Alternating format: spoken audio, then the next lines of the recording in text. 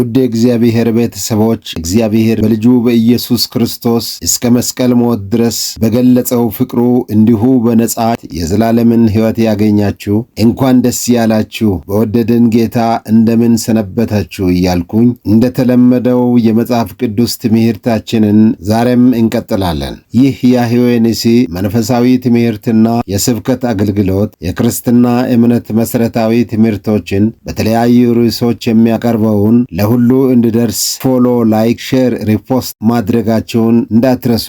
እኛ ክርስቲያኖች ክርስቶስ ኢየሱስ ውድ ሕይወቱን ሰጥቶን በነጻ የተቀበልነውን ለሁሉ በነጻ በማካፈል ብዙዎችን እንድናድንና ከገሃነም እንድናስመልጣቸው ስለሚገባን ይህ ትምህርት ለብዙዎች እንዲደርስ ፎሎ፣ ላይክ፣ ሼር በማድረግ አብረን እናገልግል እያልኩኝ ወደ ዛሬው ትምህርት እንመለሳለን። የዛሬው ትምህርታችን ቤተ ክርስቲያን እና መጽሐፍ ቅዱስ የሚል ይሆናል። በባለፉት ጊዜያት ስለ ቤተ ክርስቲያን ደግሞም ቤተ ክርስቲያን ከገሃነም ደጆች ጋር ያላት መንፈሳዊ ውጊያ የሚሉትን የተመለከትነው የሚታወስ ሲሆን ይህ የዛሬው 11ኛ ርዕሳችን ቤተ ክርስቲያንና መጽሐፍ ቅዱስ የሚለው ይሆናል። መጽሐፍ ቅዱስ ዓለሞች በእግዚአብሔር ቃል እንደተዘጋጁ ይህም እግዚአብሔር ሁን ባለው ቃል ሁሉም ነገር ካለመኖር ወደ መኖር መምጣታቸውን ዘፍጥረት ምዕራፍ 1 እና ዕብራውያን ምዕራፍ 11 ቁጥር 3 እናያለን። ቤተ ክርስቲያንም በእግዚአብሔር ቃል ተገኝታለች። ይህም ማቴዎስ ወንጌል ምዕራፍ 16 ቁጥር 18 ቤተ ክርስቲያንን ይሠራለው ባለው የኢየሱስ መለኮታዊ ቃል የተገኘች ስትሆን የቤተ ክርስቲያን መሠረቷና መመሪያዋ የእግዚአብሔር እስትንፋሳዊ ቃል የሆነው መጽሐፍ ቅዱስ ነው። የእግዚአብሔርን ቃል የምናገኘው ደግሞ የቅዱሳት መጻሕፍት መዝገብ ከሆነው ከመጽሐፍ ቅዱስ ሲሆን መጽሐፍ ቅዱስ 66ቱን ቅዱሳት መጻሕፍትን ሰብስቦ የያዘ መዝገብ ነው። መጽሐፍ ቅዱስ የቅዱሳት መጻሕፍት መዝገብ የተባለበትም 66ቱን ቅዱሳት መጻሕፍትን ብቻ ሰብስቦ የያዘ በመሆኑ ሲሆን ቅዱስ የተባለበትም ምክንያት የእግዚአብሔር የሆነና ለእግዚአብሔር የሚሆን ማንኛውም ነገር ቅዱስ ብሎ መጽሐፍ ቅዱስ ራሱ ስለሚጠራው መጽሐፍ ቅዱስ እግዚአብሔር ቃል በመሆኑ ቅዱስ ተብሏል። ቅዱስ ማለት የተለየ ማለት ሲሆን መጽሐፍ ቅዱስ ሲባል ከሌላው ከማንኛውም መጻሕፍት የተለየና የተቀደሰ የእግዚአብሔር ቃል መሆኑን የሚያመለክት ነው። ይህም አንደኛ በዘፍጥረት ምዕራፍ 1 ቁጥር 3፣ ዘጸአት ምዕራፍ 20 ከቁጥር 3 እስከ 17፣ አንደኛ ዜና ምዕራፍ 28 ቁጥር 19 እንደተገለጸው እግዚአብሔር በቀጥታ የተናገራቸው የእግዚአብሔር ቃሎች፣ ሁለተኛ በትንቢተ ኤርምያስ ምዕራፍ 1 ቁጥር 9 እስከ 14፣ ሆሴዕ ምዕራፍ 1 ከቁጥር 1 እስከ 2፣ ሕዝቅኤል 25 1 እና 2፣ ሁለተኛ ነገሥት 17:13 እንደተገለጸው እግዚአብሔር በሰዎች አንደበት ተጠቅሞ የተናገራቸው የእግዚአብሔር ቃል ስለሆነ፣ ሶስተኛ የብሉይ ኪዳን መጻሕፍት 39ኙ በእግዚአብሔር መንፈስ የተጻፉ እስትንፋሰ እግዚአብሔር ስለመሆናቸው በሁለተኛ ጢሞቴዎስ ምዕራፍ 3 ቁጥር 16 እንደተገለጸው የአዲስ ኪዳን መጻሕፍት 27ቱም እንደ ብሉይ ኪዳን መጻሕፍት በእግዚአብሔር መንፈስ የተጻፉ በመሆናቸው ቅዱሳት መጻሕፍት ወይም የተለዩ የእግዚአብሔር ቃሎች ተብለው ተጠርተዋል። ዕብራውያን ምዕራፍ 4 ቁጥር 12፣ ሁለተኛ ጴጥሮስ ምዕራፍ 3 ቁጥር 15 እና 16 ማየት እንችላለን። መጽሐፍ ቅዱስ በእንግሊዝኛው አጠራር ባይብል የሚለው ቢቢሊያ ከሚለው ከግሪክ ቃል የተወሰደ ሲሆን ትርጉሙም ጥቅልል ወይም መጽሐፍ ማለት ነው። በሉቃስ ምዕራፍ 4 ቁጥር 17 እንደተገለጸው በጥንት መጽሐፍ ቅዱስ የተዘጋጀው በጥቅል መልክ እንደነበረ ያሳየናል። በጥንት ዘመን መጽሐፍትን ለመጻፍ እንደ ወረቀት የሚጠቀሙበት ቢብሎስ ወይም ፓፒረስ የተባለውን ሽምበቆ ወይም መቃ የሚመስል ተክል በመሆኑ ቢቢሊያ የሚለው ስያሜ ከዚያ ተክል የተወሰደ ነው። ቤተ ክርስቲያን የብሉይ ኪዳን መጻሕፍት ከዘፍጥረት እስከ ሚልክያስ 39ኙን እና የአዲስ ኪዳን መጻሕፍት ከማቴዎስ ወንጌል እስከ ዮሐንስ ራእይ ያሉትን 27ቱን እግዚአብሔር በቀጥታ የተናገራቸውና በተለያዩ ቅዱሳን ሰዎች አንደበት እግዚአብሔር የተናገራቸው ቃሎች ማለትም እስትንፋሰ እግዚአብሔር እንደሆኑ ቀደም ሲል ከተጠቀሱት ጥቅሶች ማየት ይቻላል። ይህ የእግዚአብሔር ቃል በመዝሙረ ዳዊት ቅንፍ 12 ቁጥር 6፣ ቅንፍ 18 ቁጥር 30፣ ምሳሌ ምዕራፍ 30 ቁጥር 5፣ ሁለተኛ ሳሙኤል ምዕራፍ 22 ቁጥር 31 እንደተጻፈው የተፈተነና የነጠረ የእግዚአብሔር ቃል እንደሆነ ደግሞም በምሳሌ ምዕራፍ 30 ቁጥር 6፣ ራእይ ምዕራፍ 22 ቁጥር 18 እና 19 ማንም በላዩ ሊጨምርና ከተጻፈው ቃል ሊቀንስ እንደማይቻል በእግዚአብሔር በራሱ የተከለከለ የክርስትና እምነት የበላይ ባለስልጣን የመንፈሳዊ ትምህርትና የሥነ ምግባር መሪሆች መመሪያ እንደሆነ ቤተ ክርስቲያን ታምናለች። መጽሐፍ ቅዱስን የክርስትና እምነት መመሪያ አድርጋ ታስተምራለች፣ ትመራበታለች። የቤተ ክርስቲያን ማለትም በክርስቶስ ኢየሱስ ለሚያምኑት የሕይወታቸው መመሪያ መጽሐፍ ቅዱስ ነው። ደግሞም በመጽሐፍ ቅዱስ የተጻፈውን ቃል መሠረት በማድረግ የሚመራቸው ገና ወዳልደረሱበትና ድረስ ወደሚገባቸው መንፈሳዊ ሕይወት የእድገት ደረጃ የሚመራቸውና የሚያደርሳቸው መንፈስ ቅዱስ ነው። ቤተ ክርስቲያን በመንፈስ ቅዱስ መመራት የእግዚአብሔር ቃልን በተግባራዊ ሕይወት መግለጥ እንጂ የሚቃረን አይሆንም። በጥንት ቢሆን ዛሬ የእግዚአብሔር ሰዎች በእግዚአብሔር መንፈስ ቁጥጥር ውስጥ ሆነው የእግዚአብሔርን ንግግር ወይም ቃል ከእግዚአብሔር ሊቀበሉና ለሰዎች ሊያደርሱም ይችላሉ። ነገር ግን በቤተ ክርስቲያን በእግዚአብሔር ቃል እና መንፈስ ቅዱስ የሰጣቸው በመለያ ስጦታዎች የሚፈተሹ፣ የሚለዩ፣ የሚጣሩ ናቸው። በመጽሐፍ ቅዱስ የተጻፈው የእግዚአብሔር ቃል ግን ከእግዚአብሔር ስለመሆኑ የተፈተነና የነጠረ ሁሉም ሊቀበሉት፣ ሊሰሙትና ሊመሩበት፣ ሊጽናኑበት የተገባ ሕይወት ሰጪ መሆኑን ቀደም ሲል ከተጠቀሱት ጥቅሶች ማየት ይቻላል። መጽሐፍ ቅዱስ ከመጀመሪያው መጽሐፍ ከዘፍጥረት ጀምሮ እስከ መጨረሻው ራእይ መጽሐፍ ድረስ 1500 ዓመታትን ያስቆጠረ ከ40 በሚበልጡ በመንፈስ ቅዱስ በተመሩ ልዩ ልዩ ጸሐፊዎች የተጻፈ ነገር ግን በውስጡ የያዛቸው ሐሳቦች እርስ በርሱ የማይቃረን በየዘመናቱ የተነሱ የተለያዩ መሪዎች፣ ፈላስፋዎች ሊያጠፉና ዋጋቢስ ሊያደርጉ በሞከሩት ፈተናዎችንና ተግዳሮቶችን ተቋቁሞ በአሸናፊነት ዘመናትን የዘለቀ እግዚአብሔር መንፈስ ያለበት መጽሐፍ ነው። በውስጡም የተጻፉት ቃሎች ኢየሱስ ክርስቶስ በማቴዎስ ወንጌል ምዕራፍ 5 ቁጥር 18 እንደተናገረው ሰማይና ምድር እስኪያልፍ አንዲት ነጥብ ከቶ የማያልፍ ስህተትና እንከን የለሽ የእግዚአብሔር ቃል ነው። በመጽሐፍ ቅዱስ የተጻፉት የብሉይ ኪዳን መጻሕፍት ከጥቂቶች በስተቀር በዕብራውያን ቋንቋ በዕብራይስጥ የተጻፉ ሲሆን እስራኤል በባቢሎን መንግስት በተማረከበት ዘመን በፋርስና በባቢሎን የሚኖሩት አይሁዳውያን የአርማይክ ቋንቋ ተናጋሪ በመሆናቸው ጥቂቶቹ በአርማይክ ቋንቋ ተጽፈዋል። የአዲስ ኪዳን መጻሕፍት ግን ሙሉ በሙሉ በግሪክ ቋንቋ የተጻፉ ናቸው። ኢየሱስ ክርስቶስ በሉቃስ ወንጌል ምዕራፍ 11 ቁጥር 51 እንደጠቀሰው በዘፍጥረት ስለ አቤል ከተጠቀሰው ጀምሮ ስለ ዘካርያስ እስከተጠቀሰው ጊዜ ድረስ ያለው የብሉይ ኪዳን መጻሕፍት ተብለው የሚጠሩ ሲሆኑ የጥበብ መጻሕፍት፣ መዝሙራት፣ ደግሞም ሜጀርና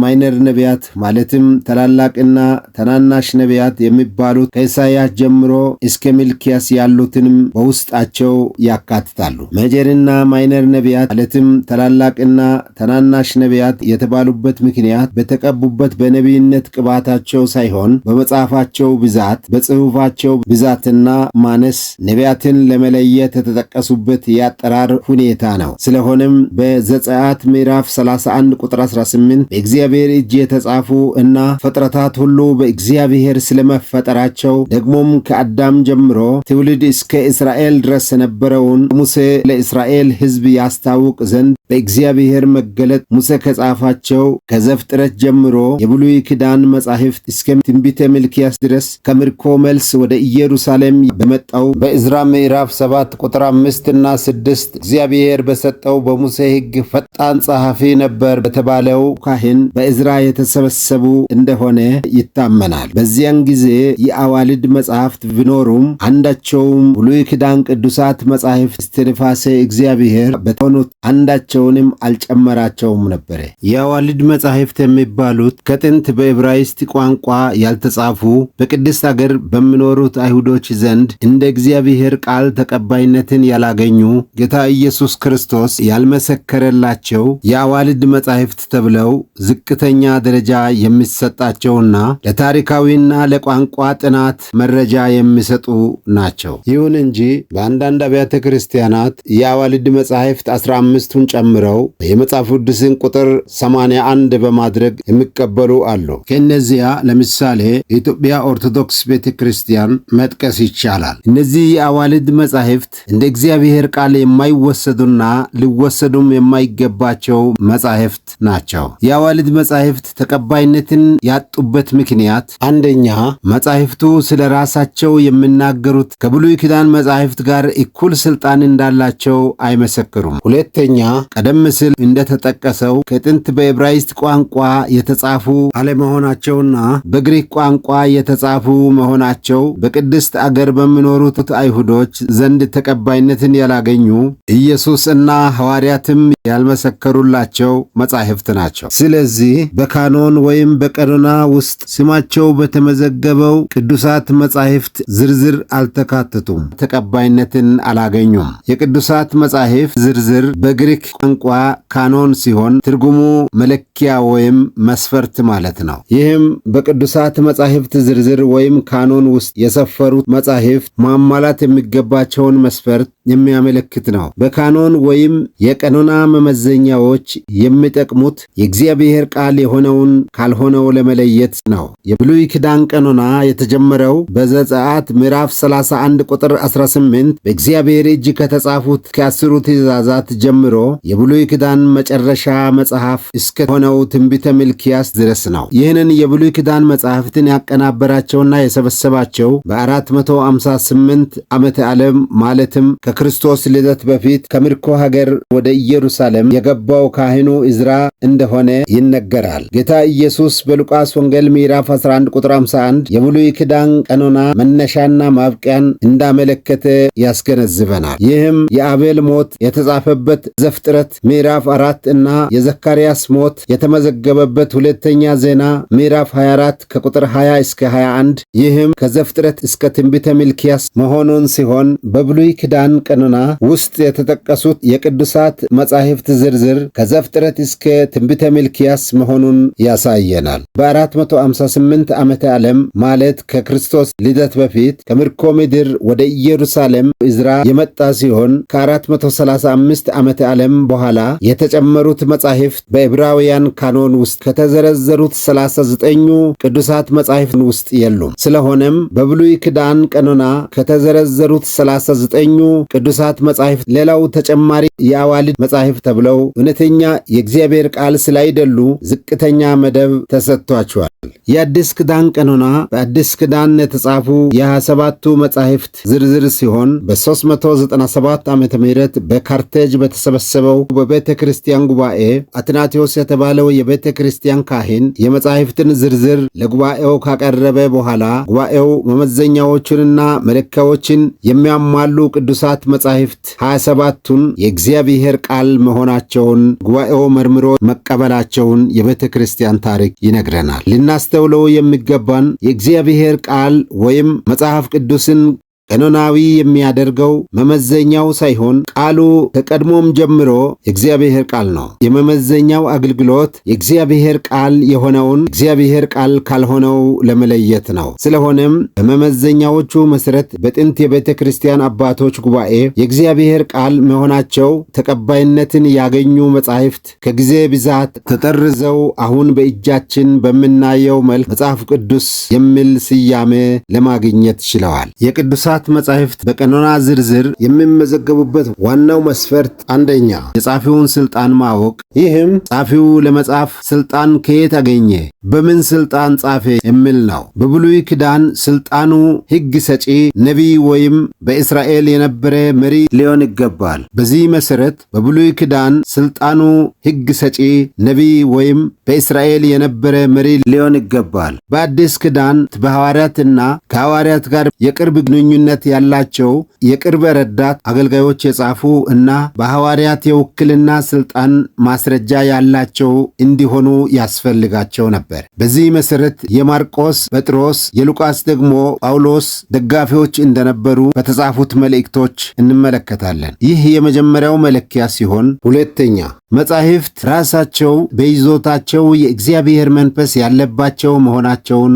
ማረጋገጥ ነበረባቸው። የመጽሐፉ ይዘት ከተራ መጽሐፍ የተለየና የእግዚአብሔርን መገለጥ በመናገር የማሳመን ብቃት ያላቸው መሆን ነበረበት። በዚህ ሁኔታ የብሉይ ኪዳን መጻሕፍት ቢሆኑ የአዲስ ኪዳን መጻሕፍት ተመዝነው በካኖናዊነት ለመመዝገብ ውሳኔን አግኝተዋል። መጽሐፍ ቅዱስ በውስጡ 66 መጻሕፍትን የያዘ ሲሆን በሁለት ክፍል የተከፈለ የብሉይ ኪዳን እና የአዲስ ኪዳን መጻሕፍት በመባል የሚታወቅ ሲሆን የብሉይ ኪዳን መጻሕፍት 39ኙ በአራት ዋና ዋና ክፍሎች የተከፈሉ ናቸው። እነዚህም አንደኛ የሕግ መጻሕፍት ቶራ ወይም አምስቱ የሙሴ መጻሕፍት በሌላ ስሙ ፔንታቱክ በመባል የሚታወቁ አምስቱ የሙሴ መጻሕፍት ከዘፍጥረት እስከ ዘዳግም ያሉት ናቸው። ከኢያሱ እስከ አስቴር ብዛታቸው 12 የሆኑ ሲሆን ሶስተኛ የግጥም መጻሕፍት ከመጽሐፈ ኢዮብ እስከ መኃልየ ዘሰሎሞን፣ ሰቆቃው ኤርምያስን ጨምሮ ቁጥራቸው 6። አራተኛ የትንቢት መጻሕፍት 16ቱ በሁለት ተከፍሎ ታላላቅ ነቢያት 4 በመልእክታቸው አንጻር ታናናሽ ነቢያት የተባሉ 12 ናቸው። የአዲስ ኪዳን መጻሕፍት አራቱ ወንጌላት፣ የታሪክ መጽሐፍ የተባለው ሐዋርያ ሥራ፣ መልእክቶች ደግሞ የጳውሎስ መልእክቶች 13፣ የሌሎቹ ደግሞ 8 እና የራእይ መጽሐፍን ጨምሮ 27 መጻሕፍት ናቸው። የብሉይ ኪዳን መጻሕፍት በአይሁዶች ቀኖና 24 መጻሕፍትን የያዘ ሲሆን በ3 ክፍሎች ተከፍለው ይታያሉ።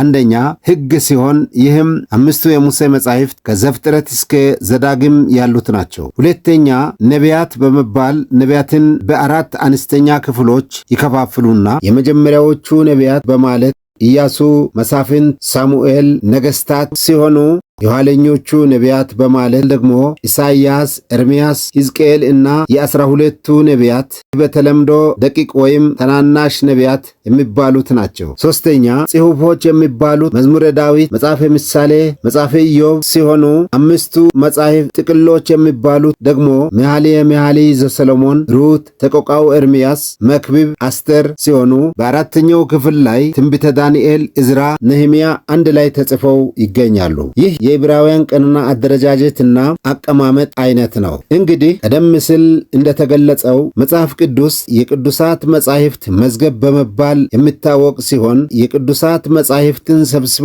የያዘው መጽሐፍ ቅዱስ በውስጡ 66 መጻሕፍትን የያዘ መጽሐፍ ነው። 66ቱ ቅዱሳት መጻሕፍት የተፈተኑና የነጠሩ የእግዚአብሔር ቃሎች እንደሆኑ በጥንት በዕብራውያን ቀኖና ቢሆን በቤተ ክርስቲያን በአዲስ ኪዳን ቀኖና የተጻፉት የመጻሕፍት ዝርዝር 66 መጻሕፍት በሙሉ በእግዚአብሔር በራሱ አንደበት የተነገሩ ቃሎች እና በመንፈስ ቅዱስ በተመሩ በቅዱሳን ሰዎች በኩል እግዚአብሔር የተናገራቸው ቃሎች የተጻፉት ናቸው።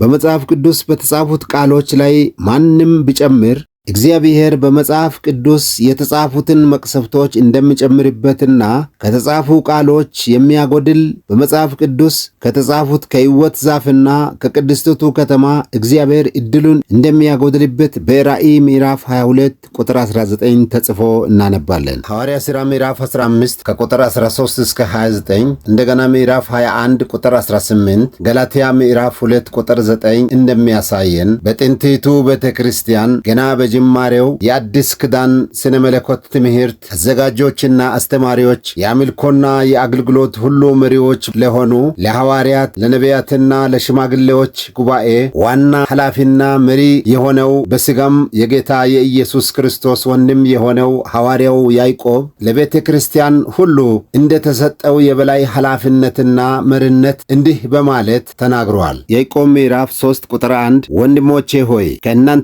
ብዙዎች አስተማሪዎች አይሁኑ የባሰውን ፍርድ እንድንቀበል ታውቃላችሁና ብለዋል። ስለሆነም ሐዋርያት ለአዲስ ኪዳን ስነ መለኮት የብሉይ ኪዳን ቀኖናን እጅግ በመጠንቀቅ እንደተጠቀሙ እንዲሁም የሐዋርያት የነቢያትና የሽማግሌዎች የቤተ ክርስቲያን የመማክርት ጉባኤ ሁሉ ኃላፊ የሆነው ያዕቆብ ራሱ ቀደም ሲል ባየነው የመጻሕፍት ክፍል እንዳስረዳው በተደጋገጠ የቃሉ ፍቺ እና በመንፈስ ቅዱስ አብርሆት የተጻፈውን የእግዚአብሔርን ቃል እጅግ በመጠንቀቅ ማስተማር፣ ትርጉም መስጠት እንደሚገባን ያስጠነቅቀናል። በሁለተኛ ጴጥሮስ ምዕራፍ 1 ቁጥር 21 እንደምናገረው ቅዱሳን ሰዎች በእግዚአብሔር ተልከው መላክ ብቻ ሳይሆን በመንፈስ ቅዱስ ተነተው የተናገሩትን የእግዚአብሔር የአፉን ቃል በትርጉም አዛብተን ክርስቶስ የሞተላቸውን ነፍሳት እንዳናሰናክላቸው ደግሞም በማቴዎስ ወንጌል ምዕራፍ 18 ከቁጥር 6 እስከ 14 ኢየሱስ ክርስቶስ ራሱ ሲናገር በእኔም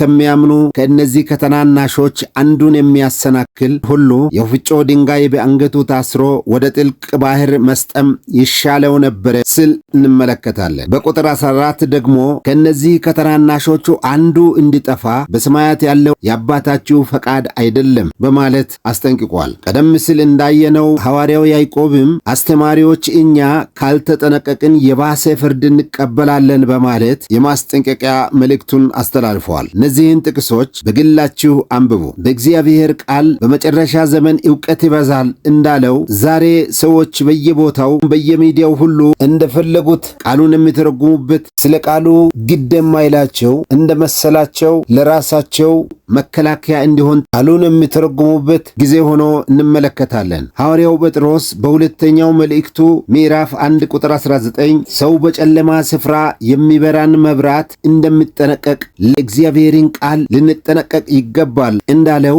የምንናገርበት ቃል ጌታ የሞተላቸውን ሰዎች የሚያሰናክል እንዳይሆን ጌታ ኢየሱስ ክርስቶስ በመጣ ጊዜ ነገሮች ዛሬ እንደምናየው ሳይሆን ቀርቶ የባሰ ፍርድ ለምንቀበልበት እንዳያዳርገን ለምናስተምረውና ለምንናገረው ለድነት ያበቃንን የእግዚአብሔር ቃል መጠንቀቅ ይገባናል። ጌታ ማስተዋልን ይስጠን። ይህንን ትምህርት የተከታተላችሁ ሁሉ እግዚአብሔር ይባርካችሁ። ከዚህ በፊት ያየናቸው ሌሎች ርዕሶች ያለፈባችሁ ከቻናሉ ማግኘት ትችላላችሁ። በሚቀጥለው ትምህርታችን በቤተ ክርስቲያን የሕግና የጸጋ ትምህርት በሚል ርዕስ እንገናኛለን። እግዚአብሔር ባርኮ ይጠብቀን። ሰላም ሁኑ።